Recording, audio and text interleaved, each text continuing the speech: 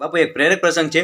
એક રાજા અને બે રાજકુમારી હતી. એક બાપકર્મી અને એક આપકર્મી. બાપકર્મીના લગ્ન એક રાજકુમાર સાથે થાય છે અને આપકર્મીના લગ્ન એક ભિક્ષાવૃત્તિ કરનાર સન્યાસી સાથે થાય છે. અને સન્યાસી નદી કિનારે એક ઝૂંપડું બાંધી અને રહેતો હોય છે અને આપકર્મી પણ આ સન્યાસી સાથે સુખે સુખી અને દુઃખે દુઃખી ઝૂંપડામાં રહેવા લાગે છે. અને એક દિવસ આપકર્મી ઝૂંપડાની સફાઈ કરતી હોય છે તો એને એક પોટલીમાં સુકાયેલી બે રોટલી જોવા મળે છે. અને ત્યાં એનો સન્યાસી પતિ આવીને કહે છે કે એ બે સુકાયેલી રોટલી મેં આવતીકાલ માટે રાખી છે. કદાચ મને આવતીકાલે ભિક્ષાવૃત્તિમાં કંઈ ન મળે તો બંનેને એક એક રોટલી ખાવા થાય. અને આપકર્મી કહે છે કે તમે સન્યાસી હોવા છતાં તમને ભગવાનમાં વિશ્વાસ નથી. જો ભગવાનની મરજી હશે તો આપણે આવતીકાલે 56 ભોગ જમવા મળશે, અને જો ભગવાનની મરજી નહીં હોય તો આપણે આવતીકાલે ભૂખું પણ રહેવું પડશે. એટલે મહેરબાની કરી અને ભગવાનમાં વિશ્વાસ રાખતા શીખી જાઓ. અને આટલું સાંભળી અને એ સન્યાસી પોતાનો કાન પકડી લે છે અને આપકર્મીની વાતથી સહમત થાય છે. અને બાપુ આના પરથી સમજવાનું કે આપણે લાખ પ્રયત્ન કરીએ પરંતુ ધાર્યું તો ભગવાનનું જ થાય છે.